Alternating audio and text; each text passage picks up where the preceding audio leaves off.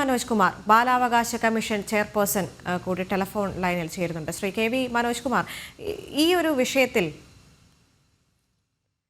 ഒരു വിഷയത്തിൽ മരണപ്പെട്ടിരിക്കുന്നതും ഒരു കുട്ടിയാണ്, കുറ്റം ചെയ്തിരിക്കുന്നതും അതേ പ്രായത്തിലുള്ള കുട്ടികൾ തന്നെയാണ്. അതുകൊണ്ട് തന്നെ ബാലാവകാശ കമ്മീഷന്റെ ഭാഗത്തു നിന്നുള്ള ഇടപെടൽ കൂടി ഒരു ഘട്ടത്തിൽ നിർണായകം തന്നെയാണ്. ജുവനൈൽ ജസ്റ്റിസ് ബോർഡ് ഈ കുറ്റാരോപിതരായ വിദ്യാർത്ഥികളെ ഹാജരാകാൻ വിളിപ്പിച്ചിട്ടുണ്ട്. ഇവരുടെ മാതാപിതാക്കൾക്ക് നിർദ്ദേശം നൽകിയിരുന്നു. കഴിഞ്ഞ ദിവസം ഇവരെ മാതാപിതാക്കൾക്കൊപ്പം അയച്ചിട്ടുണ്ടായിരുന്നു. അതിനുശേഷം ഇപ്പോൾ നമ്മോടൊപ്പം ബാലാവകാശ commission chairperson KV Manoj Kumar ചേരുന്നുണ്ട്. ശ്രീ KV മനോജ് കുമാർ, നമ്മൾ നേരത്തെ സൂചിപ്പിച്ചതുപോലെ തന്നെ ഇവിടെ മരണപ്പെട്ടിരിക്കുന്നതും ഒരു കുട്ടി തന്നെയാണ്, ഈ കുറ്റാരോപിതരായതും കുട്ടികൾ തന്നെയാണ്. ഏത് തരത്തിലുള്ള ഒരു ഇടപെടലായിരിക്കും ബാലാവകാശ കമ്മീഷന്റെ ഭാഗത്തു നിന്നും ഈ ഒരു വിഷയത്തിൽ ഉണ്ടാവുക? എന്തായാലും നിയമം അനുശാസിക്കുന്ന തരത്തിലുള്ള ഇടപെടലുകൾ കമ്മീഷന്റെ ഭാഗത്തുനിന്നുണ്ടാകും.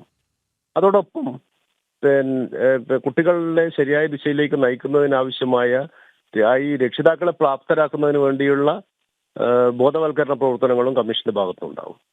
അത് ഇപ്പോൾ തന്നെ എല്ലാ ജില്ലയിലും അതിനാവശ്യമായ രീതിയിൽ കുടുംബശ്രീക്ക് നമ്മൾ ട്രെയിനിങ് കൊടുത്തിട്ടുണ്ട്, നല്ല രക്ഷാകർതൃത്വം സംബന്ധിച്ച്. അതോടൊപ്പം തന്നെ സ്റ്റേക്ക് ഹോൾഡേഴ്സ് ആയിട്ടുള്ള വിവിധ ഏജൻസികളുണ്ട്, സർക്കാർ വിവിധ സ്റ്റേക്ക് ഹോൾഡേഴ്സ് ഉണ്ട് ഈ കുട്ടികളുമായി ബന്ധപ്പെടുന്നത്. അവരെയൊക്കെ ശാക്തീകരിക്കുന്നതിനാവശ്യമായ നടപടികളും കമ്മീഷന്റെ ഭാഗത്തുനിന്നുണ്ടാവും. ജില്ലാ തലത്തിലുള്ള മീറ്റിങ്ങുകൾ കഴിഞ്ഞ ദിവസം 27 സമാപിച്ചിട്ടുണ്ട്.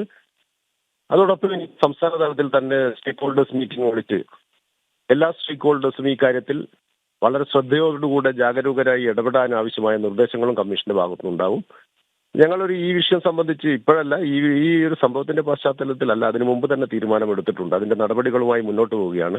കേരളത്തിലുടനീളം കുട്ടികളും തമ്മിലുള്ള സംഘർഷങ്ങളും കുട്ടികളും അധ്യാപകരും തമ്മിലുള്ള സംഘർഷങ്ങളും അതിൽ ഏതെങ്കിലും തരത്തിലുള്ള ലഹരിയുടെ സ്വാധീനമുണ്ടോ എന്നുള്ളത് കൂടെ പരിശോധിച്ച് കുട്ടികളുടെ മാനസിക സംഘർഷത്തെക്കുറിച്ച്, സ്കൂളിൽ ഉള്ള മാനസിക സംഘർഷത്തെക്കുറിച്ച് കൂടെയുള്ള ഒരു പഠനം നടത്താൻ വേണ്ടി തീരുമാനിച്ചിട്ടുണ്ട്. അതിന്റെ നടപടികളുമായി കമ്മീഷൻ മുന്നോട്ട് പോകുന്നതിനിടയിലാണ് ഈ ഒരു ദാരുണമായ സംഭവം ഉണ്ടായിരിക്കുന്നത്.